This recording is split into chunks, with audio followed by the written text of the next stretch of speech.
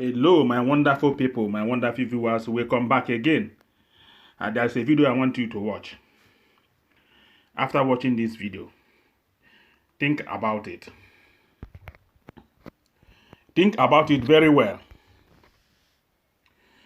Now, it is very clear to me that the moment you decide to defend your life in that country called Nigeria, you become a secessionist.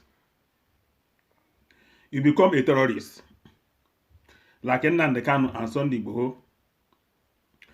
Remember that just yesterday, the Southern governors had a meeting, and they decided that all the state governors supposed to have a specific date. In fact, they fixed a specific date, 1st of September, for every person to finish with the law concerning anti-open grazing. The North reacted on this. They called our governors secessionists, which you will hear from this video. They said our governors there's no difference between them and Sani Yabagi and Nnamdi Kanu. As you can see, if you say this agitation does not concern you, one day you will see that you're already in it. As long as you are a Southerner, as long as you are a Biafran, you are an Odudua, you are a secessionist. That is the way these people see you. I would like you to watch this video. After watching, think. But then, don't forget, if you are new, subscribe to this channel.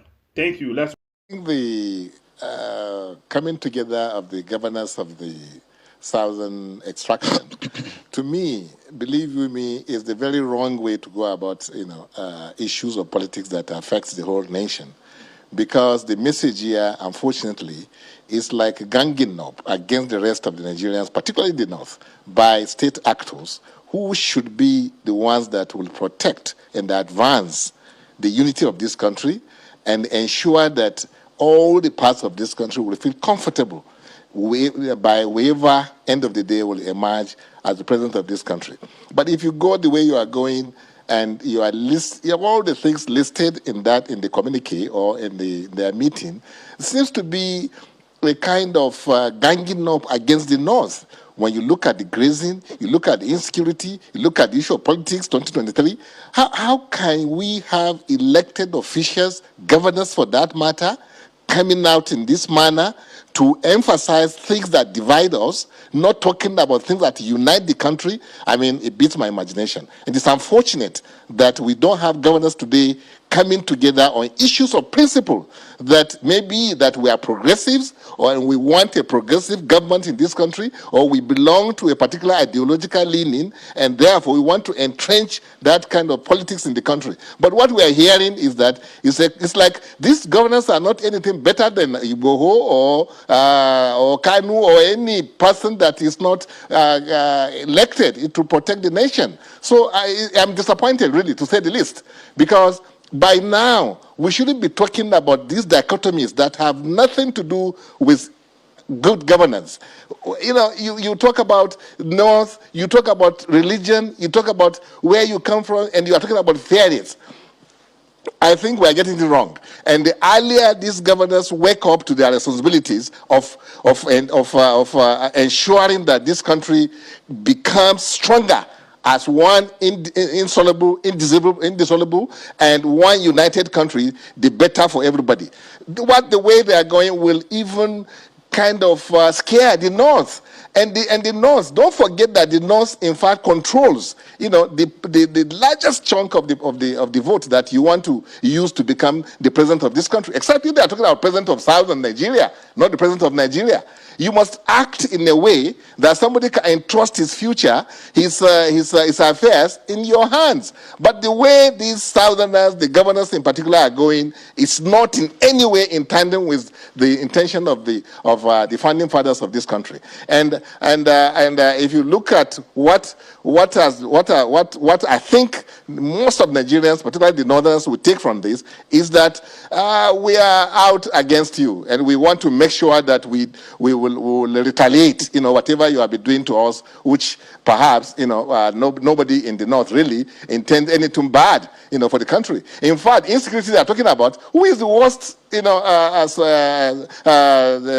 is suffering, the worst scenario of insecurity in this country? It is the North. Who is suffering the worst case of poverty? It is the North.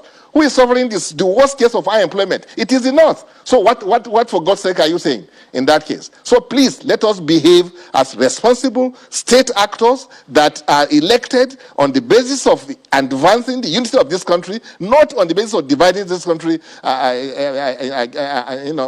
between the South and North. So 23 years, everybody knows that. In fact, Sean, when you talk about fairness, and you look at the zones, North Central, where I come from, has not been given chance in this country to head the country in a civilian administration. All we have had, maybe from North Central, and everybody has had it, is a military junta. And the military junta are just people who they don't even consult anybody. All right. Before they emerge. Yeah. So don't talk about fairness. When you talk about fairness, North Central should be given the opportunity to rule this country come 2023. So let us talk about how to unite this country. How to advance the reason why I'm asking you this question is because you're a politician, and this conversation, politicians have this kind of conversation. I remember at the twilight of President Olusegun Obasanjo's administration, the conversation of where next the president should go came up. Even when President Goodluck Jonathan was in office, this conversation also came up. Where should it go? And I remember vividly that northern politicians clamor that power should return to the North. So why do you think it's going to make the North uncomfortable when, if you count the years, and after President Buhari leaves office, it would have been 8 years of a northerner, and there is this arrangement, an unsigned agreement within the political class that the power should be rotated, especially the PDP, be rotated between the North and the South. The worst violators of the agreement you're talking about is even the southern, part of the country. When Jonathan was supposed to do only 4 years of his administration, when Yar'Adua passed away, why did he not stop at 4 years? Why did he go another 2 years and even wanted to have a third term?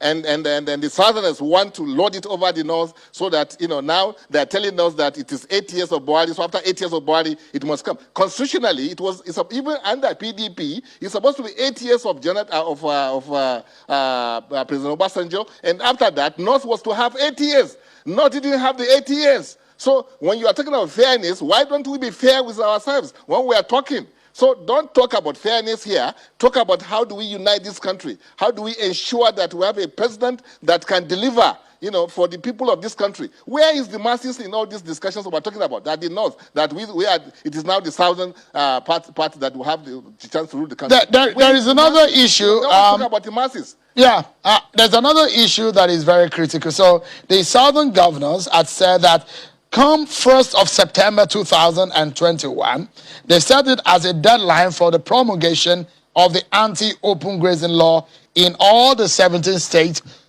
of the South in Nigeria. What's your take on that? This is unfortunate, Sean, because we had, like I said, state actors, governors for that matter, giving ultimatum to a president, and you want to have peace in the country. You don't give ultimatum, for God's sake.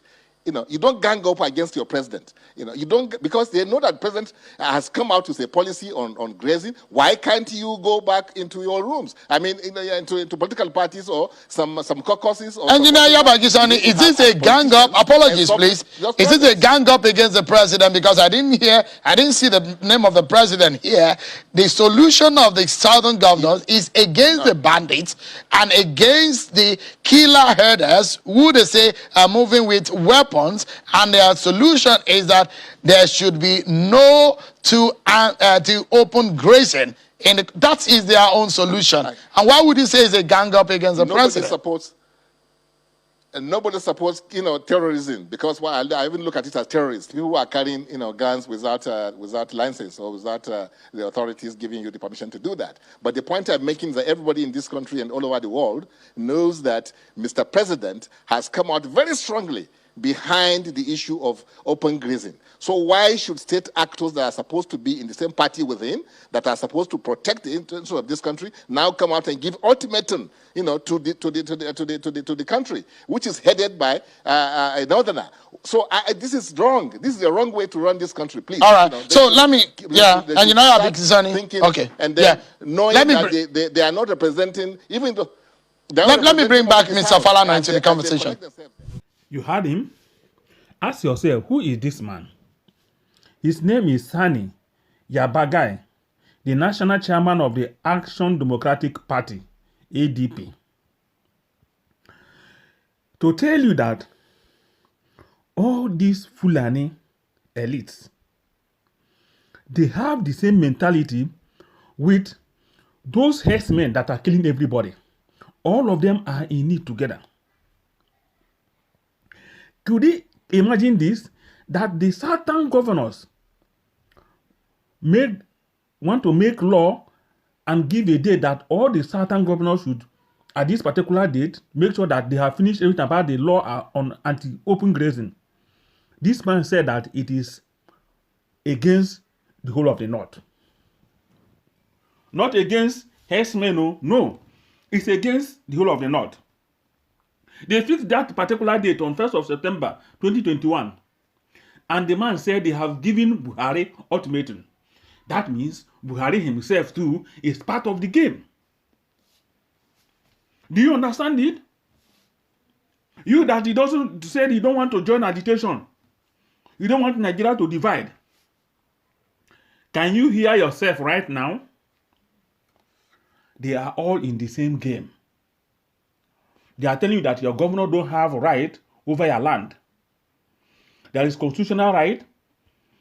It's the governor that have to decide what happens in their land, whom to give land, whom not to give, not the federal government. But these people are telling you that. I mean, this is in the Land Use Act. But these people are telling you that that Land Use Act is no law to them, is not in their constitution.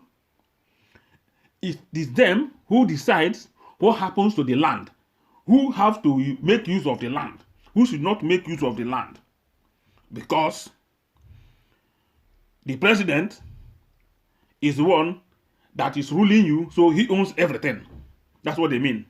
So any law you make to protect yourself against Fulani herdsmen attack is against the president. It's against the North.